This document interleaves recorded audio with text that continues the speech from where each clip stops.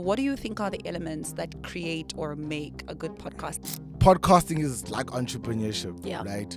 I would say the one thing that most podcasters get wrong and like 1% get right is having an identity. What parts of yourself have you seen grow or come out as you've endeavored into entrepreneurship? I would say the parts that I'm learning is one, find a very good balance between being selfless and having boundaries. We have to be comfortable with failing forward. What do you think influences our relationship with failure? Dopamine that we get from our bad habits. Success is choosing the right over the easy every day. He was like, if you can get into the habit of choosing the right over the easy every day, you won't get it always right, but if you can try to be consistent in choosing the right thing over the easy thing, you have a high probability of being successful. Hello, Resonate community, and welcome to the best and the biggest sales and entrepreneurship podcast in the whole wide world. Come on. I love it when I actually come and talk to you guys because today I have a very interesting podcast episode. And I think it's going to be far much more interesting because the gentleman that I have sitting opposite me, I have a feeling is about to challenge me with some questions that I have strong answers to. And this conversation is going to be fire. It's going to be amazing. So welcome Slim. What is your real name? Thank you. Why do My I feel government name. Yes, what's your government name? I feel like I don't know your government name. Buntu. Ubuntu. Buntu, not U. Buntu, B-U-N-T-U. Mawisa, yeah. Buntu, it Buntu means Mawisa. humanity. That's so Yeah, cool. yeah. So where does Swaggy come from? Swaggy comes from, that's Swaggy. No, wait, Slim. Hey, Nyabon, it's hip hop, yeah. But Slim, I was an artist. I still am an artist, but now I'm more behind the scenes in terms of writing. But when I was in front of the mic in a different way, my name was Black Slim, and then the Slim was just cut short. Okay. Yeah, so that's where the name Slim comes from. Oh. Yeah. Originally, it was because I was like skinnier and kind of like slim, and then I'm no longer as skinny. Hey. You know, I always make fun of my brother and say like, in Swana uskabulelas hip hop because like he What speaks. the heck does that mean? It means like don't speak in hip hop. You know, like it's like you just For real? Yeah, there's like certain words. I'm not very like hip hop in terms of words. Yeah. Like you said to me, let's chop it up, and I was like, what? Oh my! Are you what, serious? Sorry, what does this mean? It was like, I don't know what this actually means because I don't really know much slang at all. So that's why I'm always inquisitive around people's names. That's interesting. Okay, yeah. It's like Slim. Okay, cool. Well, nice to have you, Buntu. Can I call you Buntu for the rest of this episode? Jeez, that No? sounds so formal, bro. This is the Resonate podcast. Okay, let me put it this way, Sure. right? There's like maybe 3 people that call me Buntu. Okay. Right? And when I hear that name, it's like it kind of like it alerts something serious is about to happen. Really? Do you know what I mean? Yeah, like if my mom calls me Buntu, I know, okay, cool. She found the broken window. Or, you know what I mean? see, Like okay. so it's a very like serious. It alerts like a serious thing in my brain. Like it when makes I you hear nervous. It's like, what? when I hear Sorry. Slim, it's like, okay, cool. Like we chilled. Is it? We're chopping it up. It's chopping it up. Yeah. No, totally. I think it's the same feeling I have when my husband calls me Michelle, which he really does. It sounds, okay, It's you like, know what? I'm like, are we fighting? Are we ready? I'm gonna, there's so many times, if I do this, right, it means I'm putting a pin on that conversation and we might have it offline. Okay. Yeah, because that's nothing to do with this. I'm gonna try my best to. Really? Yeah. Is there something specific you wanted to ask about that? I just wanted to ask, what's wrong with a guy calling a woman by their name? There's nothing wrong with a guy calling a woman by I their must call name. you baby all the time. But my husband is not going to call me Michelle. It doesn't make sense. It doesn't ring. Like, are we fighting? Because then if we are, then, you know, we must be clear. But we're not fighting. So, no, even if we're fighting, it's like, no, Michelle. So it's like, it's very alerting. Okay. Anyway, we kickstart the podcast with a 5 round of questions so that we can get to know who we are talking to. All right. And we want to pick your brain. And we just kind of want to know who the other person on the other side is, right? Let's go. So the first question is, if you were to be any superhero in the world or have any superpower, what would you be and why? Any superpower? Ooh. Any superpower? Oh, man. I'm not prepared for this one. Probably, probably be able to super speed. Super speed. I'm always late. Where you? Oh, I'm always I was late, gonna bro. be like, where are you rushing to? I'm always. Really? I was almost late for this interview, and I work here. You know what I'm- That's so intense. Wait, Yeah, so why are you super always speed. late? Do you feel like You know what's crazy? Yeah. I read that people that are always late are very creative people. So like, Crazy? yeah, and we always plan, and then it never goes according to that plan. So I've learned to stop saying I'm sorry for the fact that I'm late. It's just like, because I don't mean the sorry, if I'm being honest. Really? Yeah, I don't mean the sorry. But I've just come to grips with the fact that I don't want to say it's who I am, Yeah. but it's my reasonings for being late. I've just made them very important. That's it. That is so interesting. And I have Yeah. so many thoughts and views around that because I think in the professional world, I'm curious to see how that shows up, especially because I know you've got a business. Yeah. And I know, like you said, you were in the entertainment industry. Like if you were booked for a show, which is what one of my favorite artists used to do, Yeah. is like come late to a show. Yeah. What happened? I'm learning that in like the business side, Yeah. like time is everything. I'm learning that like being 10 minutes early says more about you than being 1 minute late, Yes. right? Which is like, okay. But luckily in the business that I'm in, it doesn't really require me to be or at least one of the businesses that I'm in, it doesn't Yeah. require me to be moving around too much. You know Yeah. what I mean? It's kind of like the way the business is set up, people Yeah. come to me. So I don't know. Yes. If I was running a business where I have to, like an Uber business, like I have to go to, and I've tried that before, but Is if it- I've like have to go to, Yeah. it would be very troublesome. That's interesting. And I want to Yeah. say this maybe for anybody that's listening, that I feel like time management is a muscle that you stretch and you kind of work on, especially Yeah. if the environment like allows you to. So Yeah. that's a very interesting thought. I will say this though, Yeah. I'm learning that time is becoming more important. Yeah. I was never able to quantify time with currency, like money. You Yes. know what I mean? But I'm seeing that now more and more. That Yeah. like, okay, cool. Like this amount of time I can spend making this amount of money and doing this amount of things, Yeah. right? So it is slightly changing. Yeah. But I will also say that like. Just as a disclaimer, even for this conversation, because I don't want it to feel like an interview, I want it to feel like a conversation. Yeah. In this conversation, I don't have the right answers. I just have honest answers, Right. right? Got And you. most of the time, it's probably not going to be the most accurate answer, Yeah. but it's going to be the most honest answer. And And for I- me, yeah. that's how I feel about time. It's Yeah. like I'm still learning the true value of time, just like I'm still learning the true value of money. Yeah. And I think that's relatable and people can resonate with that. It's like the honest answers and not like what we think people want to know. Because I Yeah. think we all still like just a work in progress, you know? So, okay. By I the like way, that. I know I have like 5 questions to answer. but Yes. What about you? Superpower. What would your superpower My be? superpower, the last time I think the team actually asked me the same question, and I said that I'd be like Storm from the X-Men. Like the weather. Yeah, Storm like from the X-Men. For real? Yes. And then What's but your problem now, with the weather? I just want to change it around and people upset me. Jeez. Yeah, Okay. that's okay. weird.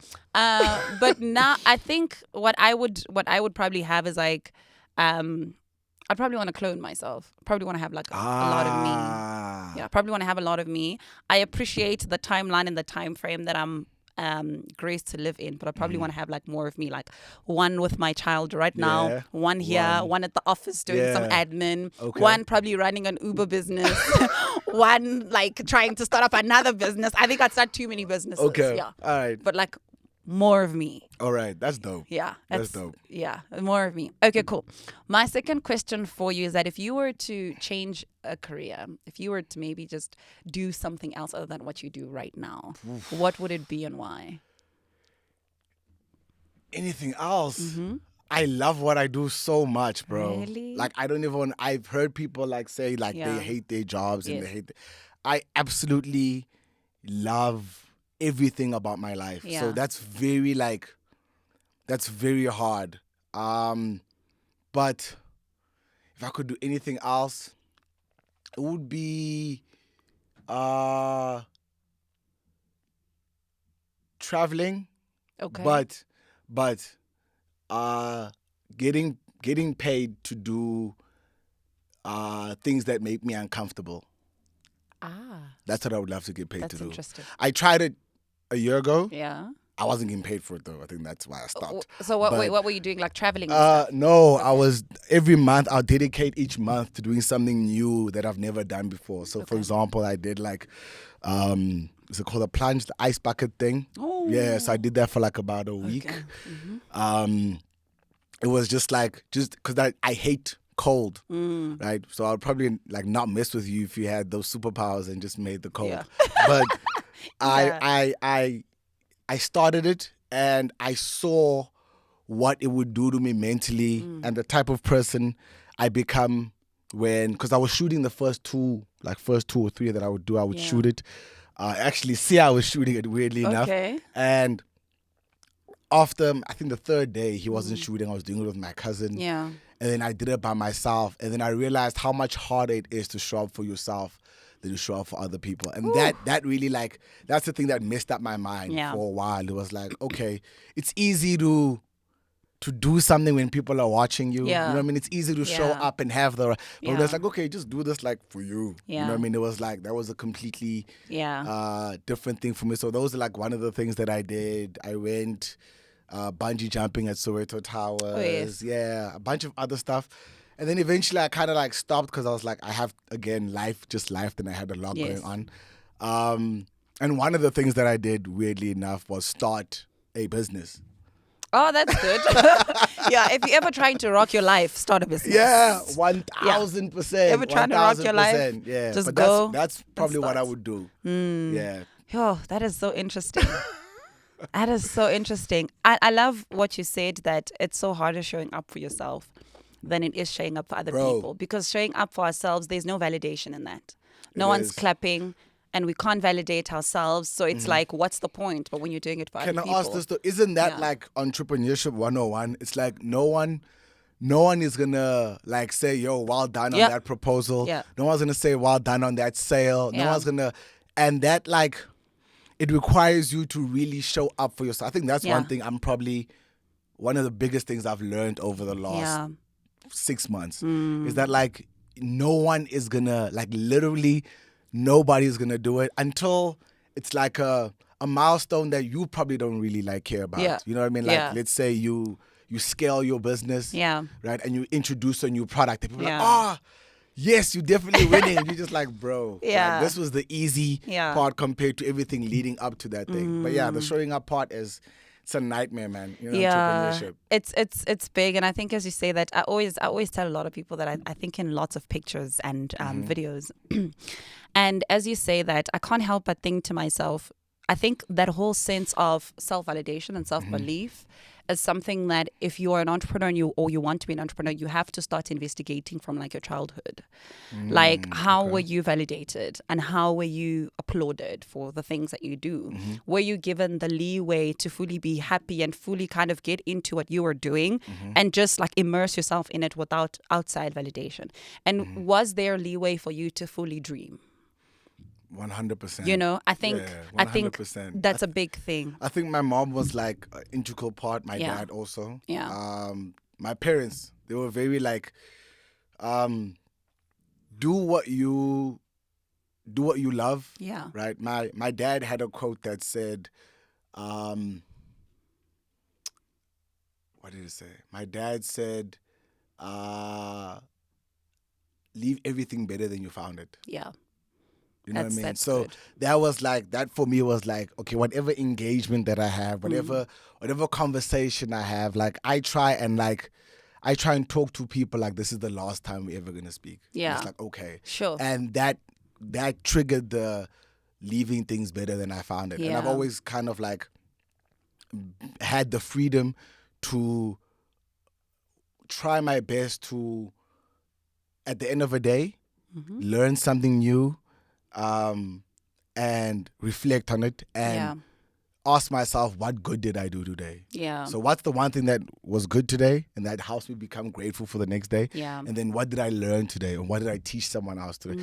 I don't get it right every day. I'm not going to lie to you. Yeah. But I try and get it like right as often as possible. Yeah. Yeah. Oh, I like that. It's basically taking inventory of your day. It is. Yeah.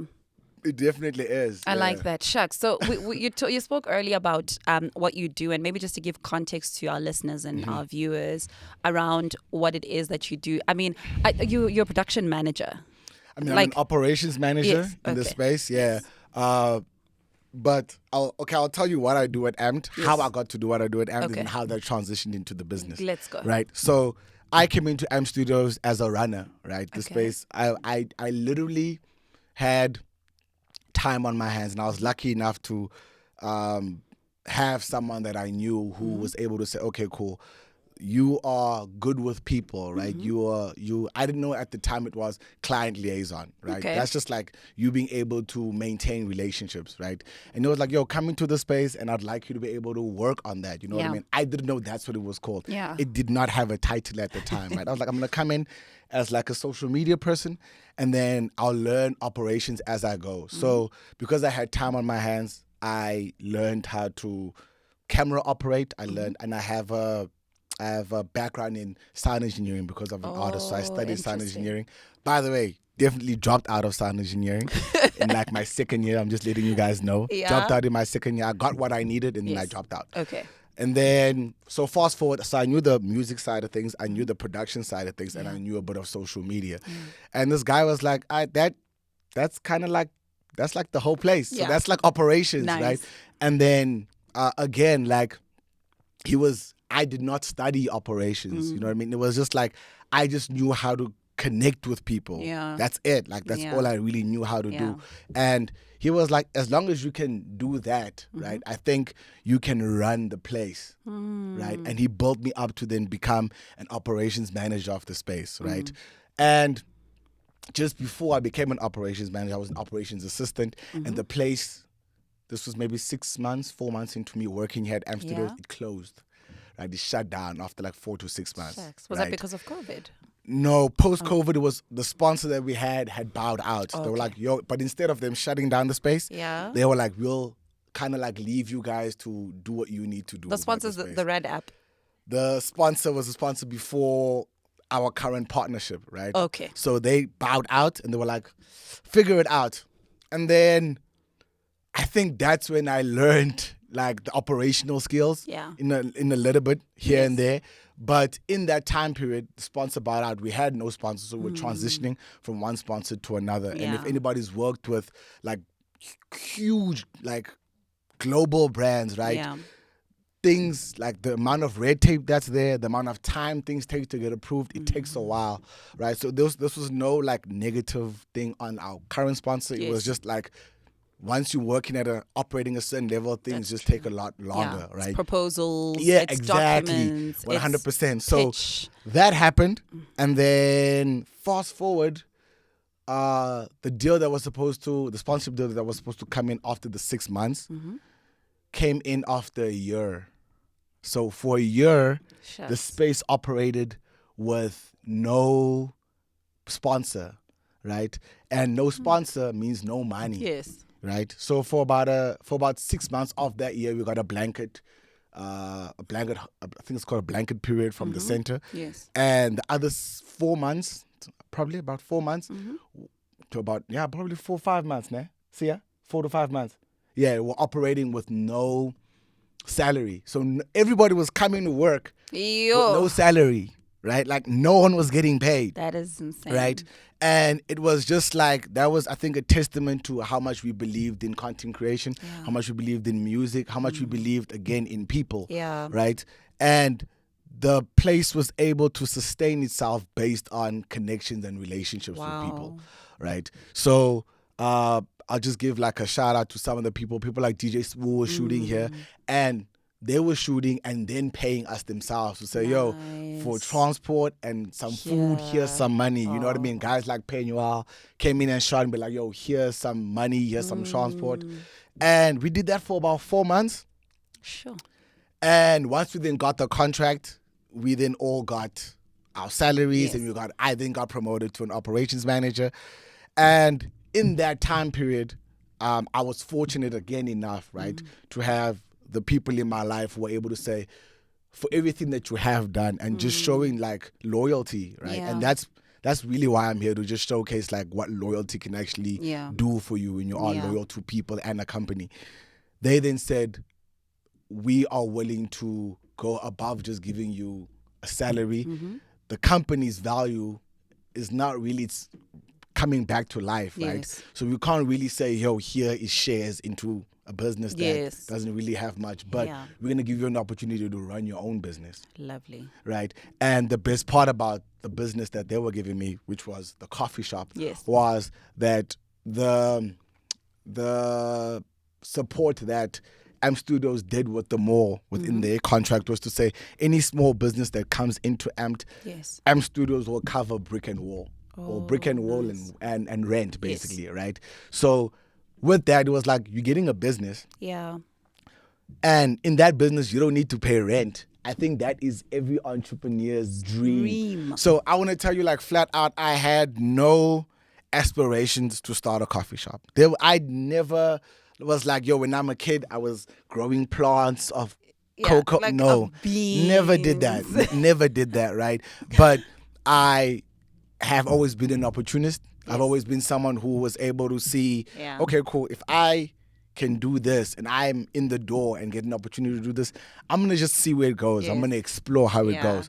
And they not only gave me the opportunity to start the business, they then came in as mentors, right? So they were saying, okay, cool, we'll mentor you in how to start a business, how to run a business. At the time, of course, I was a little bit like, the business that we are running, you know what I mean? It's still like rocky, but I've seen what they can do, right? And so I was lucky enough to have investors. I was lucky enough to have mentors, right? And that all stems from just connection and building relationships with people. True. Do you know what I mean? And that same narrative, that same storyline, I carry in marketing that I do for the space, marketing that I do for the coffee shop. It's not really based on selling coffee. It's like, let me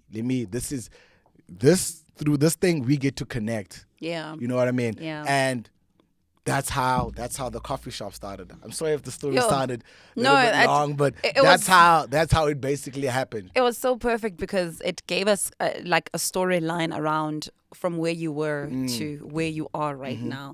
And I think I'm taking quite a lot of powerful nuggets from your story because I think it's a gift being able to build relationships. A lot of people struggle with it. I think it's a gift being able to connect with people without even wanting anything in return. And also what you guys did around being in the space even when there's no money, even when there's no salary. Because people would have bowed out and be like, easily, I need to pay my rent, I need transport, there's nothing I can do, I need to go. But you were also planted in something that you were very passionate about.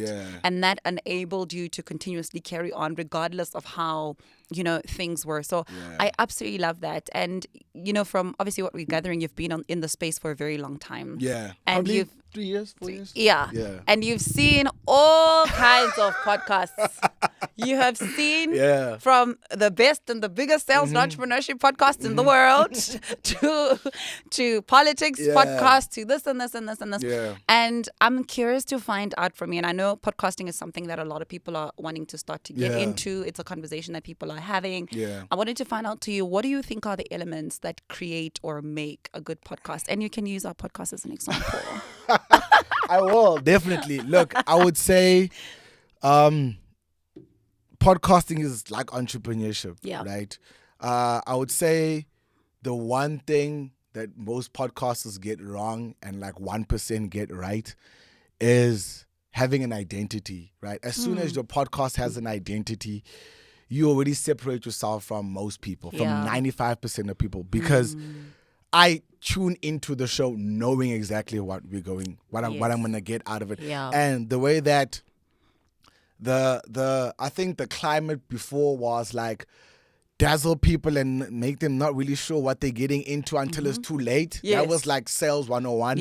Now, like the way the market receives things, it's like I need to know within the first 3 seconds TikTok algorithm tells you the same thing. Tell me in the first 3 seconds what I'm getting out of this situation, and that will then make me stay longer, right? So I think a lot of podcasters will come on and make it about them, right? To say, hi, this is who I am, this is how I got here, and it's like, bro, nobody cares. I hate to sound like that, but nobody really cares. It's like consumers are like, what can you do for me? And that's entrepreneurship 101, right? It's like you come in and you say, what can you do for someone, right? And you do it so well that the person then says, for everything you've done for me, what the heck can I do for you? You know what I mean? And I think that's the relationship between good podcasts and bad podcasts. Right? I think I took from I'll make a music analogy and then I'll direct it to podcasting, right? I think if you are a musician, and if you're a musician, you're an entrepreneur, right? If you are a musician, right, and you're listening to this podcast, if you are a musician and you don't know how to turn streams into sales, you have a problem. And if you're a podcaster and you don't know how to turn likes and views into sales, you have a problem. Do you know what I'm saying? That's just like the basic level of it, because at some point in time, all those streams that you get on Spotify need to turn to sales, or the label will drop you, or you will not make any money. Do you know what I mean? Whether it's turning those streams into sales for a concert or sales into merchandising, whatever it may be. But have an honest conversation with yourself and ask yourself, can you turn streams into sales? As a podcaster, can you turn views and likes into sales? And if the amount of views don't resonate with the likes, right, you probably have a problem. You probably need to re-strategize. And that's just me being 100% from the knowledge and the little that I've seen, or lot that I've seen and little that I know with podcasting. Yeah, I love that so much. I'm currently reading a book, or rereading actually, a book by Gary Vee's new book. It's called Day Trading Attention. And he speaks about how attention is the currency, but you need to be able to know how to convert it. You need to be able to know, like, if once you've gotten people's attention, you need to then be able to know, how do I then move it into what I want them to buy, which is creating that sale, 100%. which is powerful. Because this is something that you shared with me when I took a tour of the space, and you spoke to me about identity. And what was so interesting, even when you say that, because I loved you elaborated, because in the moment I thought to myself, maybe identity is the look. Maybe identity is like the deco, or like what, the branding and what the space looks like. But you realize that in the current space, yes, people do definitely care about how it looks, but people do care about what you're saying, because the whole purpose of the podcasting is that you're able to say things that people are going to find valuable 100%. And that is going to change people's lives. 100%. So that is just like, and it's also your point to entrepreneurship. I always say, like, everyone is a salesperson. You think so? Yeah, I think it doesn't matter what you do, you're a salesperson. If you're in a job, you're selling for a promotion, a potential promotion, or a potential raise. And you're probably also selling to your clients that you want to buy into, whatever it is that you're selling there. If you're an entrepreneur, you're trying to sell to your client. If you're a musician, you're trying to sell to the public. 100%. Everybody is a salesperson, no matter where you are. And I think that's why knowing how to sell within your specific industry becomes very important. Because you can be such a brilliant musician, but if you don't know how to sell that music, it's a problem. No one's going to listen to it. 100%. Yeah, you can be so 100%. brilliant at, like, making coffee, but if you don't know how to sell it, nobody's going to buy. 100%. And we don't have a business when there's no ching ching coming in. Right? It's That's like, it's true. only when the money is coming in. So I definitely, like, just love all the points that you're making. And I also now want to step into kind of business, because you did say that you hadn't even, like, aspired to starting a business at all. And you know that entrepreneurship can, like, unravel you. It can shake you. It can just shake you up. And I'm curious to know, what parts of yourself have you seen grow or come out as you've endeavored into entrepreneurship? So I started the business with a partner of mine, Nosisi. She's the general manager of the space. I'm the operations, she's the general. So we then partnered together. She was also like, I've never really done this business thing, so we're figuring it out together, right? But I would say the parts that I'm learning is, one, find a very good balance between being selfless and having boundaries, right? It's like, at the end of the day, being in business, yes, it is about being selfish, Yeah. right? Having your own interest, Yeah. but you have to learn how to be selfless, right? But then in that being selfless, learn that fine line where you don't get taken advantage of. So create the boundaries and stick to those boundaries. I've learned, that's probably one of the biggest lessons I learned. Wow. I've learned that you have to be comfortable with failing forward. Like you're never gonna get it perfect, right? That's a big conversation. Yeah, you're never gonna get it. You never get it. Most of the time, you sitting in that chair doing what you're doing right now because you failed many times until you got it right. 100. I you mean, know you what can I go. mean? You can go to my YouTube channel and see Yeah. the very first podcast I started in my garage. Really? Yes. What was it about? It was called The Platform. It was like Okay. something quite similar, and I just wanted to Okay. platform people that were doing great things. Nice. But like we had one camera. But you get what I'm saying? Yeah. So it's once you get comfortable with failing forward to say, Yeah. okay, I've understood that when I win, I get something out of it, but when I lose, I get more information out of losing. Yeah. Right? Because I'm able to sit back and reflect. And no one wins and reflects, bro. You win and go celebrate. Yeah. But you lose and you reflect, right? Yeah. So don't lose that or don't devalue that moment where you've lost, because it's like there is so much you can extract out of an L Yeah. more than a W. Do you know what I mean? The person who's 100%, yeah. the person who's climbing the mountain is always working harder than the person on top of the mountain. That's just course. reality. Yes. Right? The person on top of the mountain is enjoying the view. Yeah. The person climbing the mountain is like, I just gotta get there. I just gotta get there. Right. So Sweating and- there's a lot of value in the owls. And I think the way society is set up, we don't document the owls. You know what I mean? Sure. We don't show that, like, okay, cool, I lost that, I did bad in that. You know what I mean? Because we're too afraid of who's going to save that video, how it's going to come back and haunt us Yes. years later. So Yeah. it gets very, but I think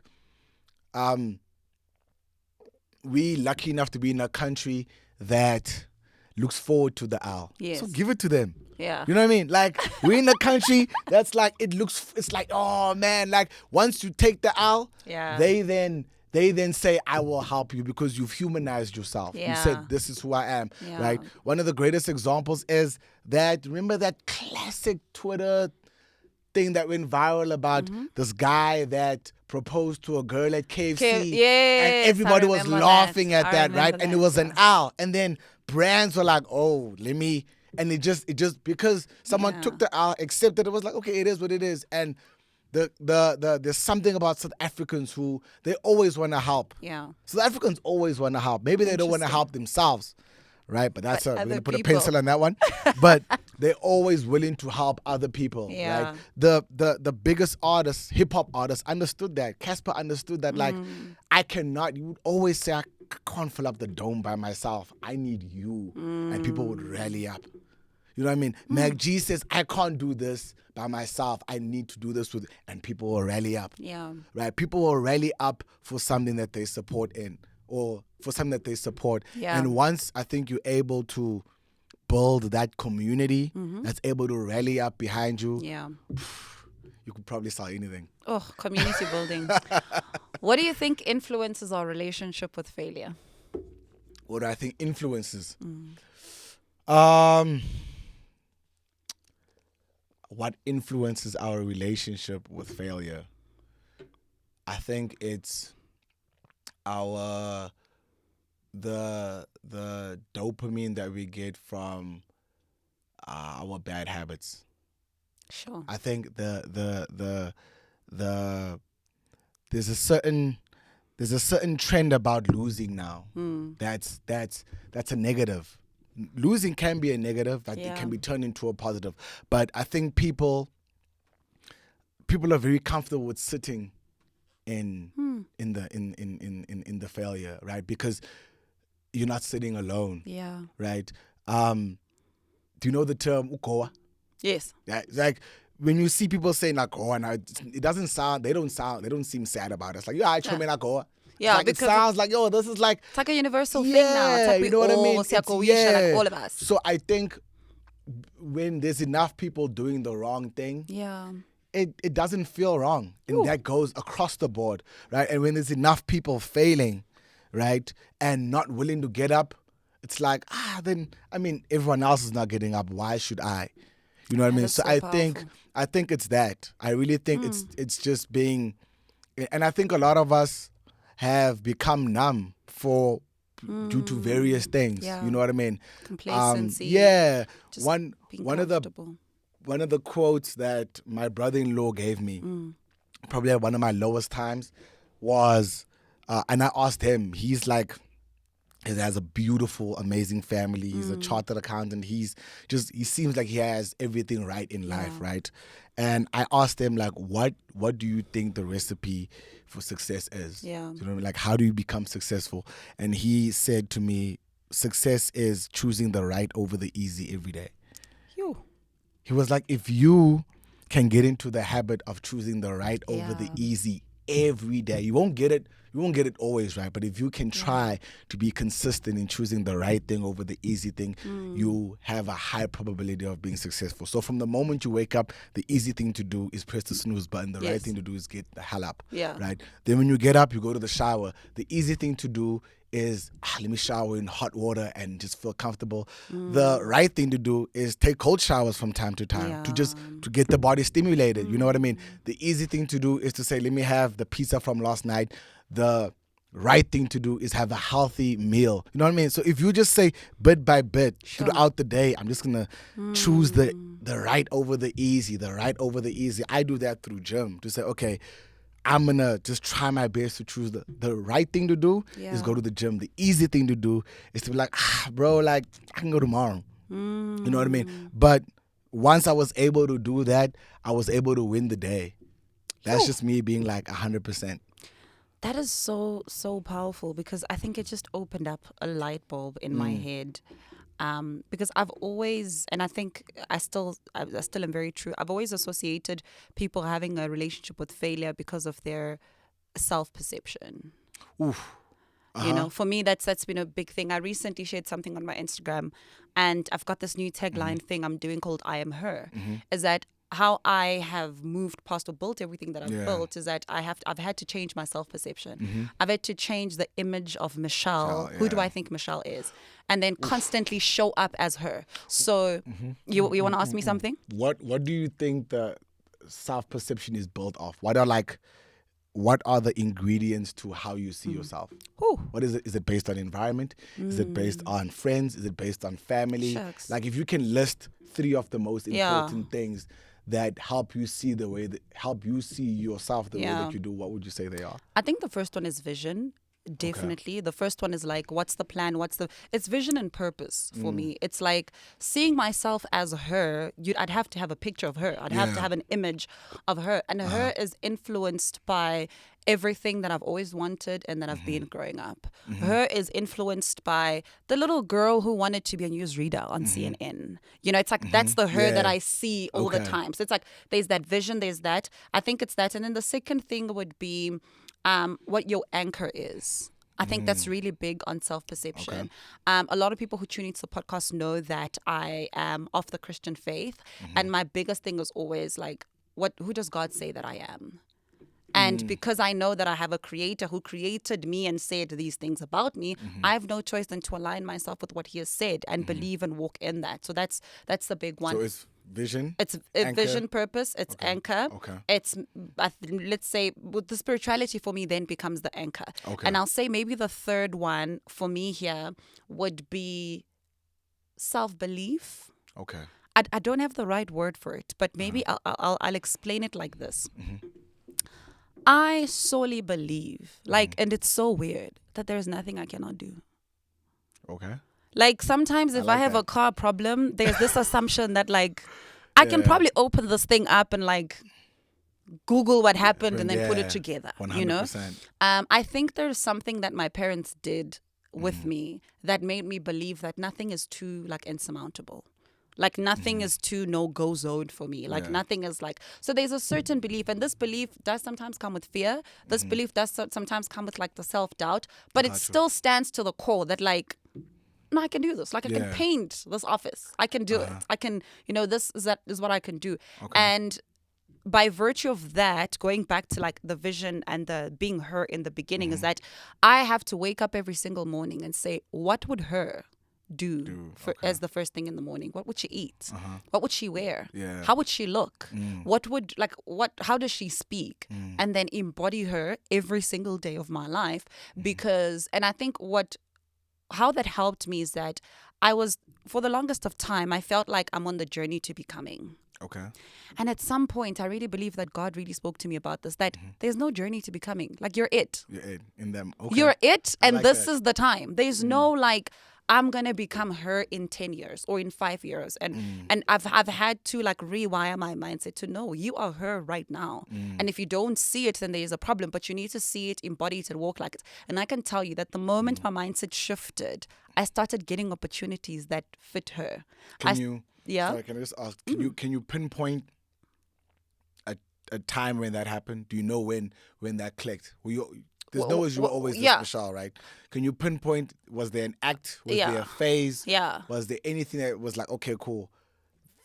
Between this phase, then this Michelle then clicked to say, I am her. Can you pinpoint what that was? Yeah, sure. I can definitely pinpoint the moment. I think so. Growing up, I've always been I was the prefect all my high school years. Of course you were. Yeah. Of course and you were, then bro. I would have hated you. Yeah. Okay. But it's so funny. So it was like the naughty people in my school to this day are still my homies and friends. Right? It was like so weird. Oh, so you got client relations for real. Yeah. Listen, I've been a salesperson my whole life, okay? Yeah. So, and I'm trying to build it up for it to make sense, right? And then I was the president my last year. I've been the girl that, I was in matric at the age of 16. I've been the girl that kind of ticked the boxes. Yeah. So I think my parents in raising me and in fast tracking me kind of instilled the idea that, listen, you're meant to do this. You're meant to be great. This and this and this and this. But I remember growing up and trying to find my identity. I went through a very interesting, relationship. Okay. That rocked me in very different ways, and I think left me a little bit too broken. And I think in that moment, I remember being alone after everything had phased out and everything was done. I remember being alone and asking myself, like, who am I? Like, where to now? Like, what is this next phase? Like, what now? It's like, what now? Because I think we really underestimate the damage that some people can cause in our lives. And I think in that moment, I remember it so well. And my default is I run to God and I run to prayer. So if I go through something, I'm going to bless me some gospel, I'm going to do some word, and I'm going to pray. Like, that's my go-to, because I'm always trying to find God's heart in a situation. And not what happened. Because what happened is other people's traumas being exerted onto me. And if I hold on to that, that's going to then mess me up. But it's like, I now need to go back to God and say, okay, this is what they did and this is what happened. But what is your heart in this situation concerning my life? Got you. So that's what happened to me. And I can promise you, God started revealing to me things and dreams I had as a little girl. But they were revealed to me in a very tangible manner. Okay. Like, they were revealed to me. And I think I then just started seeing myself not as the victim, but as the victor. Okay. Like, thank God. Yeah. Like, that situation turned out like that. Then can I ask this? Yeah. What can you think of sorry if I'm cutting you. No, go for it. Can you think of a trait that you got out of that experience that you then use that trait in the business world? I think a fighting spirit. Come on, a fighting spirit. Come on, man. What are we doing? Yeah. Right now? Come on. Okay. A fighting spirit. Okay. You can never bring me down, and you can never outwork me. All right. And you can never I don't like being underestimated. And that keeps me on my toes. On your toes. Okay. Yeah, so it's a fighting spirit. I think that experience really taught me that I am all that I need with God. And I can fight. Okay. And not even like physically. I've never been in a physical fight with anyone, by the way. Too cute for that. Yeah. But from a mental perspective, like, life can rock me right now and I'll still show up. Okay. I could go through one of the most hectic evenings, days. Yeah. Tomorrow morning, I'll put on a cute face and I will show up for my vision. And I think that for me, and it opened up. Oh, this was so good for me. It opened me up to what is important, right? Okay. what is important, according to me, and maybe I can quote from when I read the Bible, is that we fulfill the assignment that we are called on to fulfill on this planet. Not romantic relationships, not homies and chomies. It's your assignment. And I think from there vowed to myself that I will always lock myself to the assignment that God has given me and trust that He will align everything around me to make sure that I am comfortable and my feet are on the ground and I can undertake my assignment in a place of joy, comfort, and happiness. I like that. That's dope. Yeah. I like that. Okay. Yeah. So that was a big moment. It's like, when you think of certain moments and you're just like, my gosh. Yeah. I can't believe there was a me before that.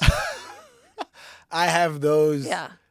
more often than I should. I'm not going to lie. Yeah. More often, and probably more now that I've started a business. Yes. Yeah. I have those all the time to say, I can't believe I looked at money like that. Yes. I can't believe I looked at Yes. products like that. I Yeah. can't. I'm learning that through business to say, okay, cool. Like, you are probably one of the things I appreciate the most is that you are forever evolving. Yes. Like you go from evolving each year Yeah. to evolving each week. Yeah. I like that because, when I tell you this analogy of her, I'm always looking at myself like, oh, you're so great right now. Like, imagine next year what you're going to be. Like, imagine a couple of months that you're going to be. But I also just thought of something to your question is like applying that in business, like the fighting spirit. Yeah. Business is hard. It's hard in the sense that there are some months where the money is not moneying. At all. And there are some months where the money is money. Yeah.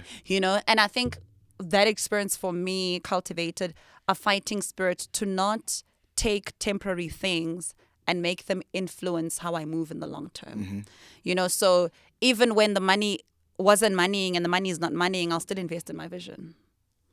Do you get what I mean? Because the long-term plan still sticks. Yeah. Like how this month turned out does not determine what the next 2 years for me looks like.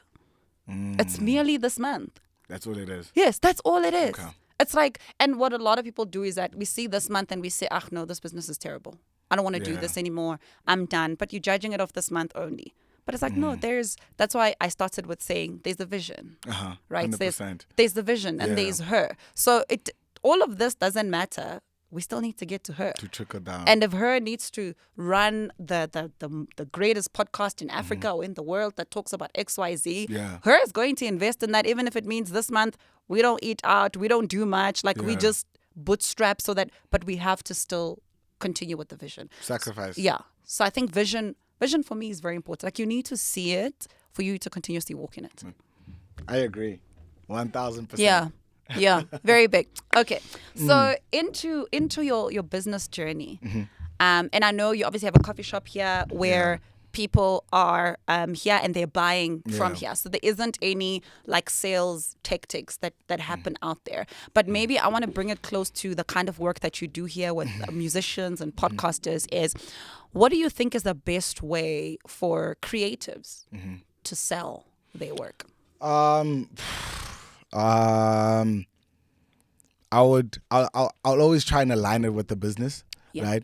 And I would say back to how we started the conversation. I think understand your clients, right? Understand someone, if it's a podcast, someone is starting a podcast and they have information and they believe that information is information that the world needs to hear, right? How do you create the best platform for that information to be heard, right? And when that and consistency in that information, right?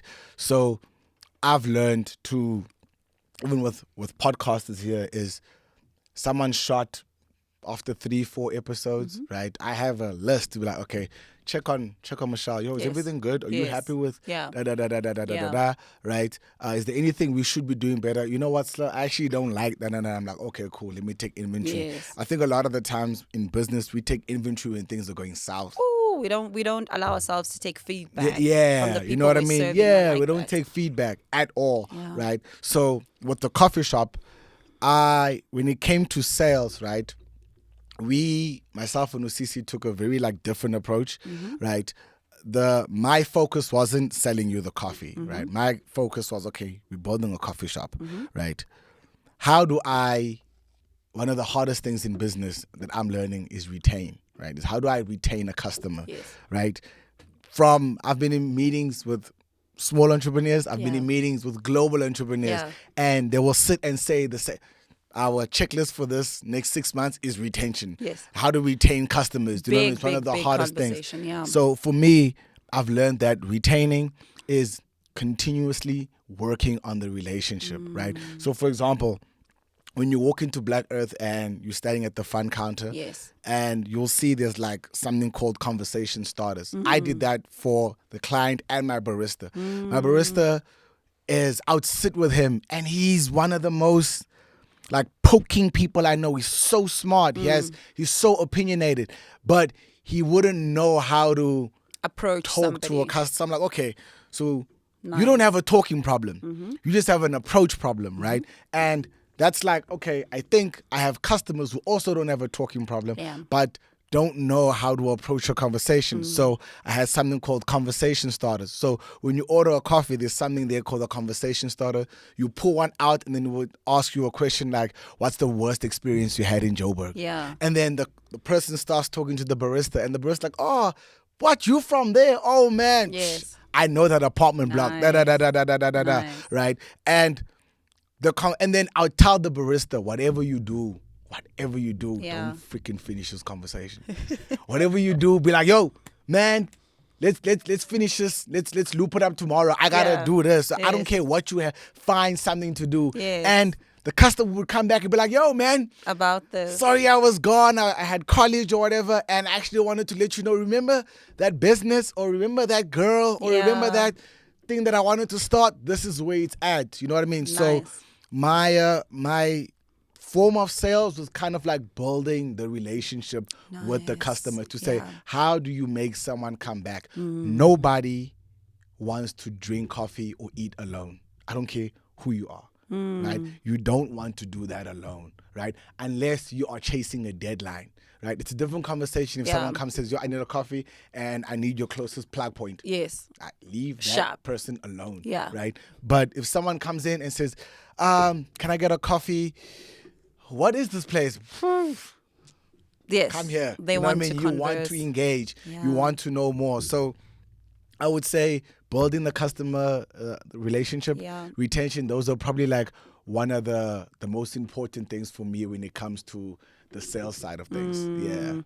Oh, that is so powerful, and I love that so much. And I can't help but think of like other parts of creative. So I'll give you an example, right? You've been in the music industry. 100%. And as a musician, Yeah. you write, record, compose before anybody says anything anything, about it, right?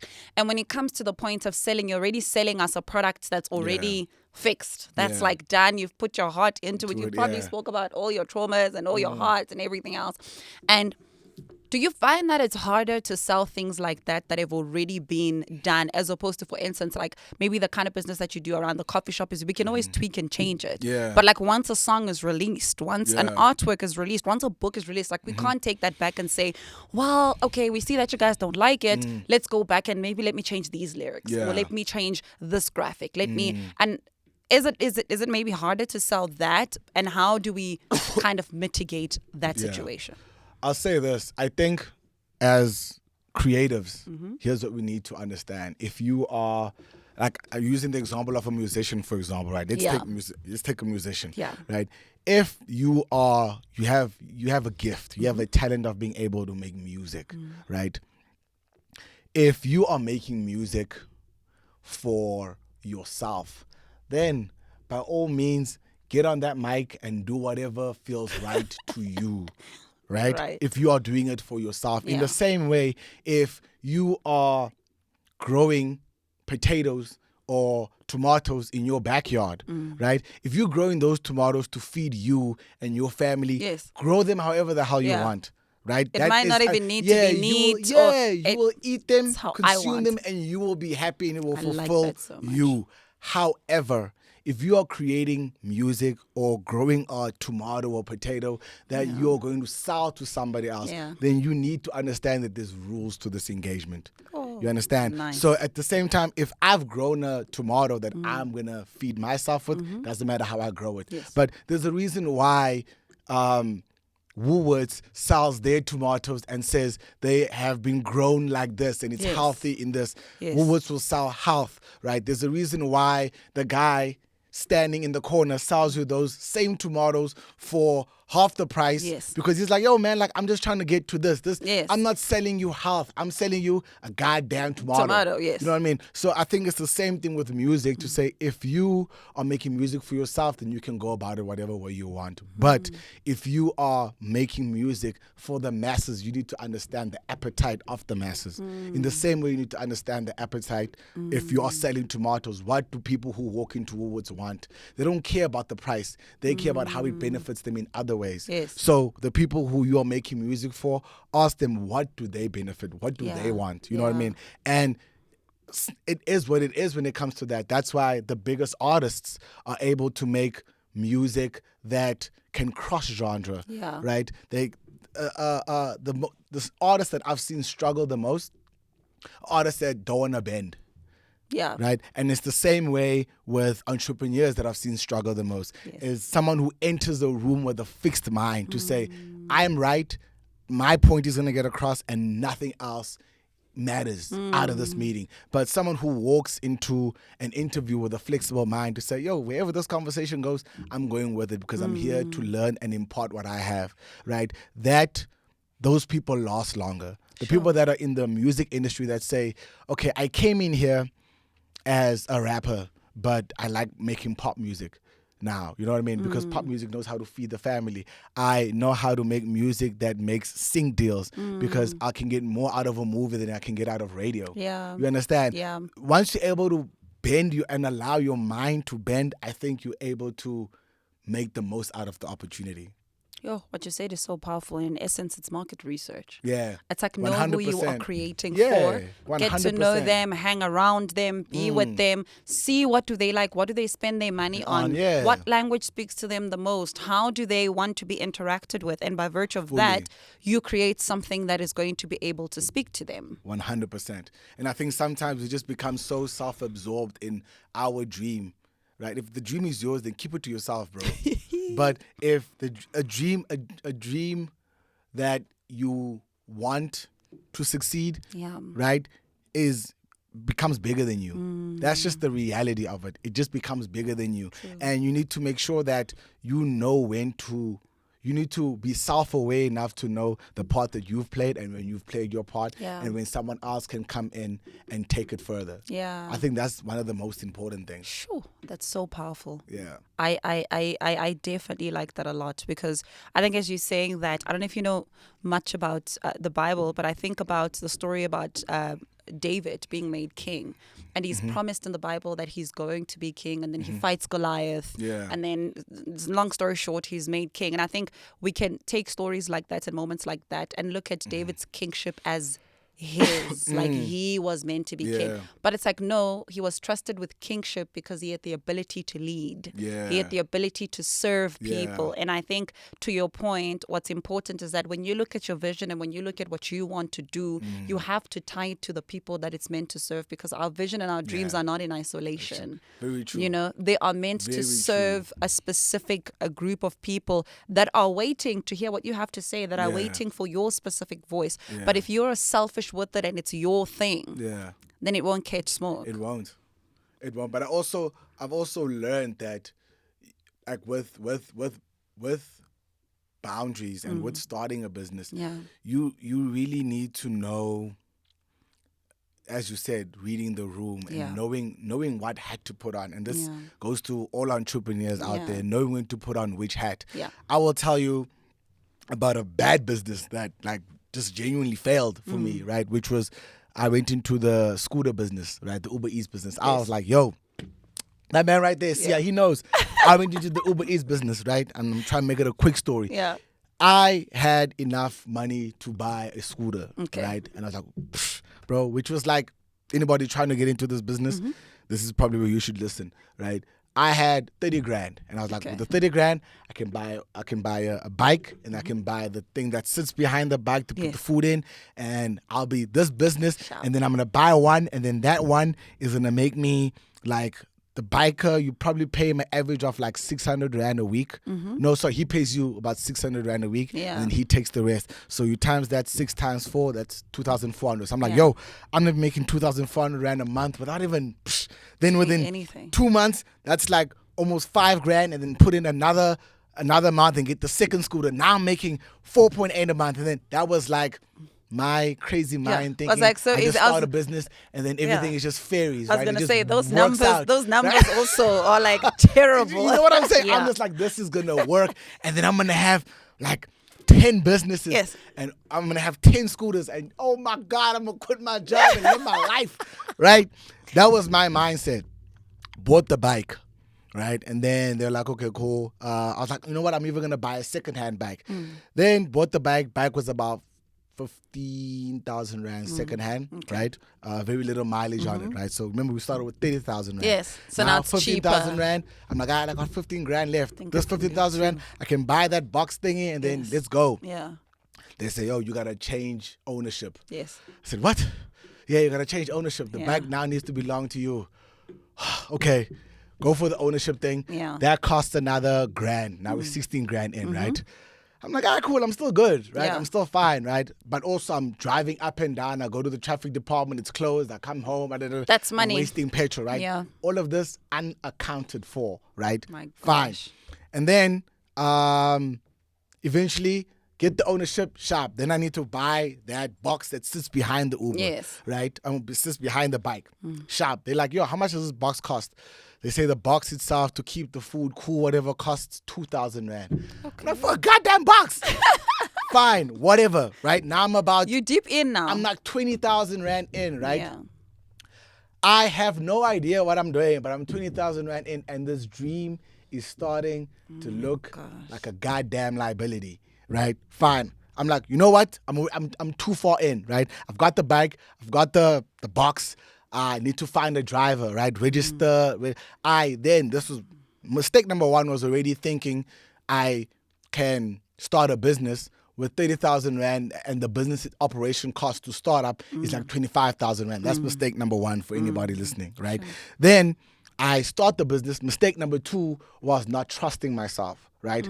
I found this other company that said, we can find you a driver, we can find you insurance, all you need to do is give us the bike, right? We'll find you the driver, and then every week you will then get paid. I said, bro, Make my life easy. God is on my side, Yeah. right? Boom. I'm like, pay for this company registration for them to vet the driver, It's another like 3K, 4 grand. Now I'm 24,000 Rand in, right? I have 6,000 Rand left. I don't even know how I got here. The right? business hasn't And, even started. Bro, this nigga hasn't gone over one speed bump. And I have. You get me? I'm like, oh my God, fine, whatever. Get the driver, right? Then comes the seasonal part of the business side to say, okay, cool, it's December. This is a good business to start, but December's not the time to start this business. Everybody has gone home. Yes. People are barely ordering Around. They are like, bro, my mama gonna cook for me. Race students have gone Yes. home. I'm like, okay, you know what, bro?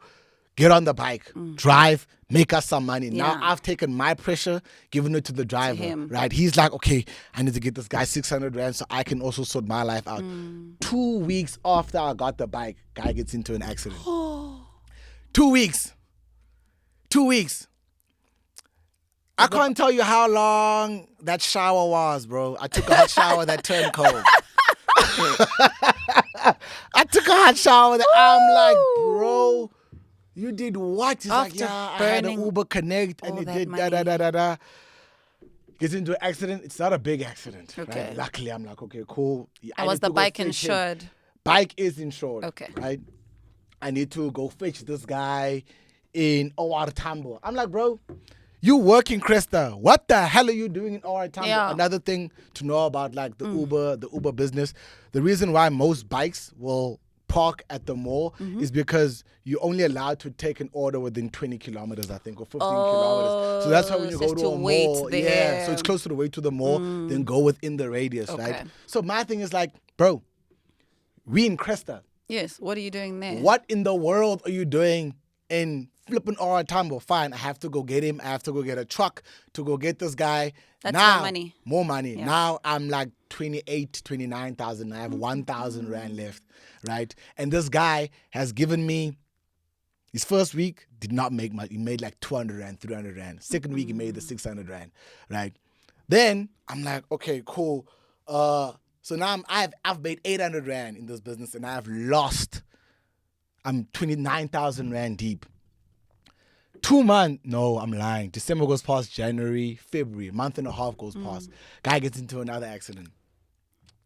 Bike is a write-off, gone completely. No way. I am like, bro, that's like 30 grand gone, like In 2 months. just like that, right? So, and it's all because one, right, I did not do enough research. Two, when I got into the business, I was not willing to get my hands dirty. Right, I was not willing to say, how does this, I never understood the metrics of this business at all. Sure. I became lazy because I felt like I have the money to become lazy. Yeah. Right, I said, I have the money, I can just pay somebody else to do it. And you basically allowing, by you doing that as an entrepreneur, you're allowing people to come into your business and do whatever they want. Because you don't know the metrics of this business. You don't know how it's working. So I learned through that to say, okay, that was an L. That was an L. Even when I was communicating with my driver, right, this guy would just like, bro, he had an excuse every other week for not paying me. He was just, and I was okay with it, right? He was like, yo, I didn't make this amount of money. I said, give it to me next week, bro. It's cool. Fine. I have a job, right? And I then learned that when you go into business, there's a specific time for a specific hat, right? There's time for the vision hat. There's time for an operations hat, and there's time for a system hat, finance hat, right? So if I have my vision hat on, I can sit with my employee, I can sit with my driver and say, yo, bro, where do you see yourself? Do you see yourself owning your own bikes? Yes. When it comes to the coffee shop, I sit with my barista, say, do you see yourself owning your own coffee shop? That's the vision time, right? Cool. When we're having vision time, it's vision time, right?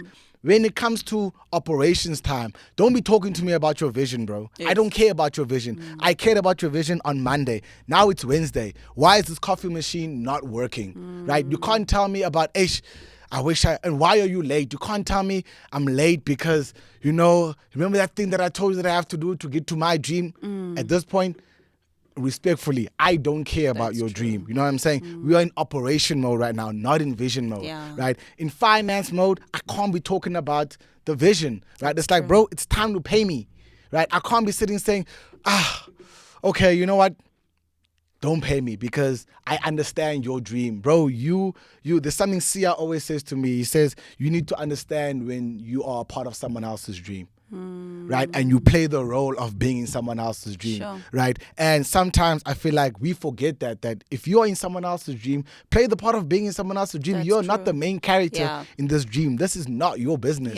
You know what I mean? So that was probably one of the biggest things that I learned to say, okay, when you're dealing with people, right? Because I'm dealing with people, I'm thinking if I'm connecting with people, it's cool. But I had to realize that even when you're connecting with people, you need to learn boundaries and you need to learn to stick to the script. If we are talking about the vision, stick to the vision. But if you're speaking about finance, it's a whole different conversation. We can't be speaking about your dream doing finance. That's true. Do you know what I mean? So that was like, just to say with the scooter story, those are the things that I learned. But when I then started this business with Nosisi, I was able to know those things. I was able to say to the barista, bro, if you're late, I don't want to hear about the dream. You're late. Take accountability. Do you know what I mean? And let's deal when it's with time, that.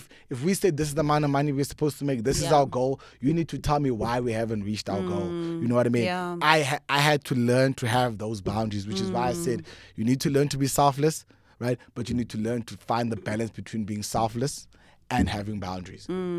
Sure. Yeah. I like that a lot because I think the biggest thing, especially as a small business with a smaller team, and this is my last question, is that you want to be, and I think I've struggled with this in corporate, not so much, but in my business, it's like, it's a weird thing. So it's like you want to be relatable and you want to be on the ground with your staff. 100%. But at the same time, it's like you also still want to maintain the level of respect so that work is done. Because, and I think that's very hard, especially if you're a small business, because the team is so small and we are all here together. So I can speak to you, like if we were working together, I can talk to you about my daughter or anything that's happening at home. But what becomes challenging is that how do you then deal with that when it starts getting into the way work is supposed to be done? Honestly, I'm still struggling with it. Yeah. Right? I don't want to lie to you. I'm still struggling with it. I manage a space, and the space that I manage, everyone here is my friend. You know what I mean? I go out with these people. The business that I have, I mean, that I started as friends, but we're friends. You know what I mean? I'm learning to try my best to separate it through one, putting on the hat. To say, okay, cool. When I get in the morning, okay, we have 10 minutes to talk about current affairs. Let's go. That's every workspace, right? But people don't dedicate a time to it. It's like, okay, we have 10 minutes to speak about current affairs, right? What do you think about Kendrick and Drake? Fuck Kendrick. Cool. Me too. How do you feel about, you know what I mean? Like you just want to get it out. Let's get that out the way. You know what I mean? How do you feel about da-da-da-da-da? Yeah. Then it's like, okay, now it's time to work, bro. Now when it's time to work, I'm not a pro. You can tell my tone is different. I go into the room and okay, I'm not that anymore. Yeah. Now I'm that, right? And I then walk out as that, right? I still struggle with it. I'm not gonna even lie to you. I still struggle with it, but I've also, and I want to say this, I've learned that when you're starting a business, the people that even when you've employed someone, right? Just because you're paying someone, it does not mean that you can just treat them whatever because you paid them that way. Yeah. You are, the beginning of a business is so sensitive, right? And if we're being honest, the money is not the only thing you have in the beginning of the business. You have shares.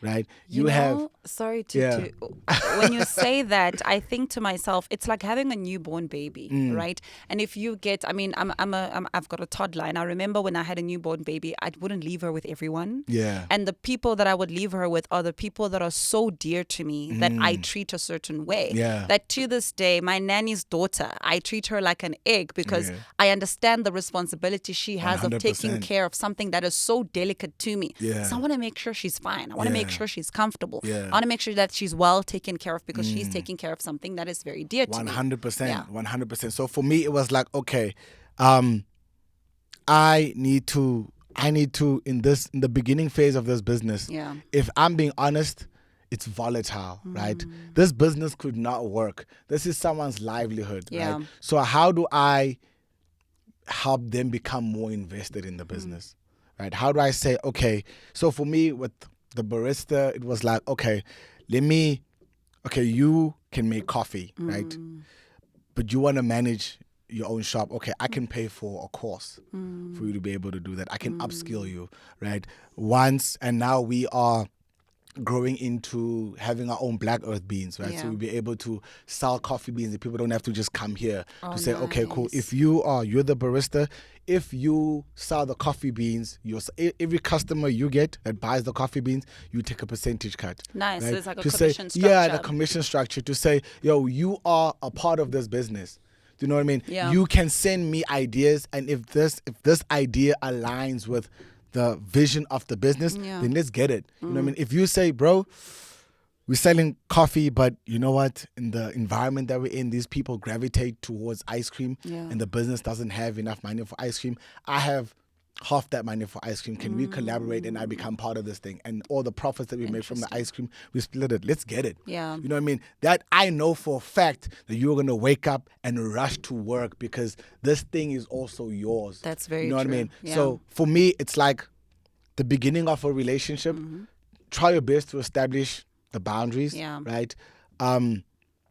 Try and respect your staff. Yeah. You know what I mean? Like really understand that they're human beings also. That's true. And they are doing the best that they can to help your dream. Do you know what I mean? So how are you paying that forward? How are you helping them in any other way? So I think that's also important. But in all essence, I don't have the exact answer, Yeah. right? I think it's one of the things everybody struggles with to say, Yeah. how do you find that balance where you don't want to seem like you're a demon, Yeah. you know what I mean? But Yeah. at the same time, entrepreneurship is already lonely.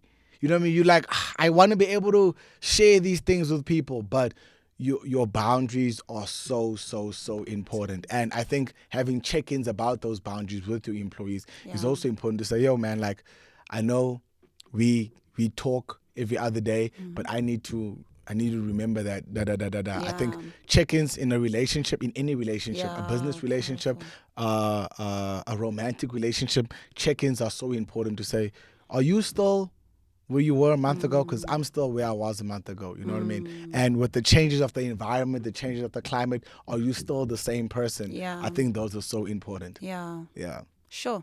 You said you didn't have an answer for that, but you answered that so well. And you kind of I'm gave glad. us some nuggets. So I'm glad. thank you. Slim, thank you so much for joining me for this conversation. Thank you, man. This was very fruitful. This Yeah? turned out I have so many questions much. for you. Really? I know we're out of time. You can ask me one know more we're out and then of we can time. wrap it up.